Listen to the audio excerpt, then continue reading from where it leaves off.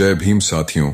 दलितों के मसीहा, 9 भाषाओं के ज्ञाता, 32 डिग्री प्राप्त करने वाले बाबा साहेब डॉक्टर भीमराव अंबेडकर को आप सभी जानते ही होंगे, जिन्होंने अपने संघर्ष, त्याग और बलिदान के बल पर हम सभी को गुलामी की जंजीरों से आजाद करवाए, हम सभी को उच्च नीच, जाति पात, भेदभाव से मुक्ति दिलाए। आज उन्हीं के जीवन के बारे में इस वीडियो के माध्यम से बताने वाला हूं। वो किस तरह से इतने बड़े, महान और ज्ञानी व्यक्ति बने और वो अपने जीवन में कितनी कठिनाइयों का सामना किए। आज के इस वीडियो में सब कुछ बताने वाला हूं।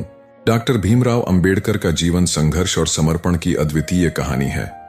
डॉक्टर भीमराव अंबेडकर जी का जन्म 14 अप्रैल 1891 को मध्य प्रदेश के महू में हुआ था। उनका असली नाम भीमराव रामजी सकपाल था, लेकिन वे बाबा साहेब के नाम से मशहूर हुए।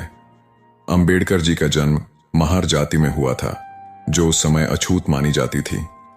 उनके पिता रामजी मालोजी सकपाल ब्रिटिश भारतीय सेना में सूबेदार थे। भीमराव का बचपन संघर्षों से भरा था। उन्हें जातीय भेदभाव का सामना करना पड़ा। उन्हें अन्य बच्चों से अलग बैठाया जाता और उन्हें स्कूल में पीने के लिए पानी भी नहीं दिया जाता था। डॉक्टर भीमराव अंबेडकर जी का शिक्षा के प्रति गहरा लगाव था। उन्हें सरकारी छात्रवृत्ति मिली और उन्होंने बंबई विश्वविद्यालय से 1912 में राजनीति विज्ञान और अर्थशास्त्र से डिग्री प्राप्त की।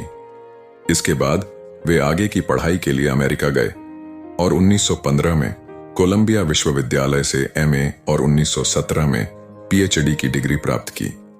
उनका शोधपात भारत में जाति, उनकी उत्पत्ति, विकास और समाधान बेहद चर्चित रहा।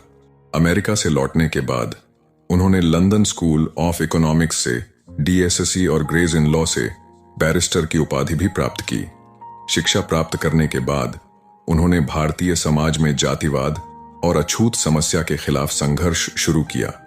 उन्होंने अस्पृश्यता, जातीय भेदभाव और सामाजिक असमानता के खिलाफ अपनी आवाज उठाई। अंबेडकर ने 1927 में महाड़ में चवदार तालाब आंदोलन का नेतृत्व किया, जो दलितों के अधिकारों के लिए एक महत्वपूर्ण आंदोलन था। उन्होंने दलितों को पीने के पानी और मंदिरों में प्रवेश का अधिकार दिलाने के लिए आंदोलन किए। 1930 के दशक में उन्होंने दलितों के राजनीतिक अधिकारों के लिए पूना पैक्ट पर हस्ताक्षर किए, जो दलितों के लिए आरक्षण सुनिश्चित करने के उद्देश्य से था। अंबेडकर जी ने 1936 में शेड्यूल्ड कास्ट फेडरेशन की स्थापना की, जो बाद में रिपब्लिकन पार्टी ऑफ इंडिया के रूप में जानी गई। उन्होंने हिंदू धर्म की जातिवादी संरचना की आलोचना की और 1956 में अपने अनुयायियों के साथ बौद्ध धर्म अपना लिया। भारत की स्वतंत्रता के बाद अंबेडकर को देश की पहली मंत्रिमंडल में कानून मंत्री बनाया गया। उन्हें भारतीय संविधान का मुख्य शिल्पकार कहा जाता है। अंबेडकर ने भारतीय संविधान के निर्माण में महत्वपूर्ण भूमिका निभाई और यह सुनिश्चित किया कि संविधान में सभी नागरिकों के लिए समानता, स्वतंत्रता और न्याय की गारंटी हो। अंबेडकर का जीवन भारतीय समाज में समानता, स्वतंत्रता और न्याय की दिशा में एक महत्वपूर्ण संघर्ष की मिसाल है। उन्होंने समाज में दलितों और पिछड़े वर्गों के अधिकारों के लिए जीवन भर संघर्ष किया। उनके योगदान को भारतीय समाज में सदैव याद किया जाएगा। 6 दिसंबर 1956 को उनका निधन हो गया, लेकिन उनका विचार और उनके द्वारा किया गया कार्य आज भी लाखों लोगों के लिए प्रेरणा स्रोत है।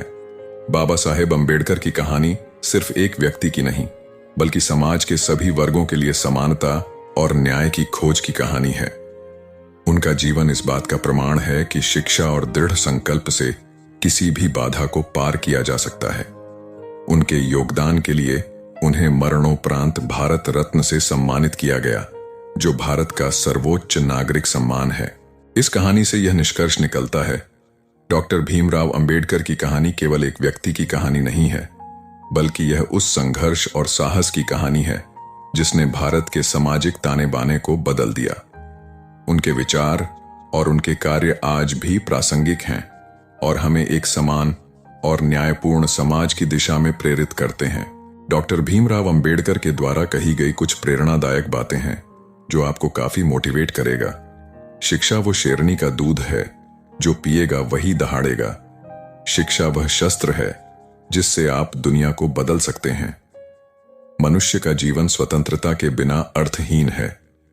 मैं एक समुदाय की प्रगति को उस प्रगति से मापता हूं जो महिलाओं ने प्राप्त की है।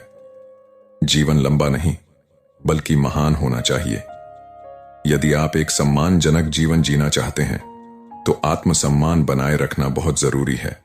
संविधान केवल वकीलों का दस्तावेज नहीं बल्कि जीवन का एक माध्यम है। हम सबसे पहले और अंत में भारतीय हैं।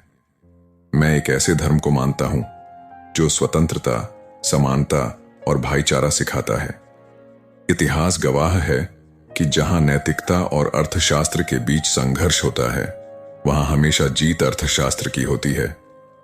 मनुष्य नश्वर है, इसलिए उसके विचार भी नश्वर हैं। स्वतंत्रता का कोई अर्थ नहीं है यदि इसमें गलती करने की स्वतंत्रता शामिल न हो। किसी भी कीमत पर मुझे अपनी संस्कृति के मूल्यों को बनाए रखना चाहिए। बुद्धि का विकास मानव अस्तित्व का अंतिम लक्ष्य होना चाहिए। जो कौम अपना इतिहास नहीं जानती वह अपने इतिहास को दोहराती है।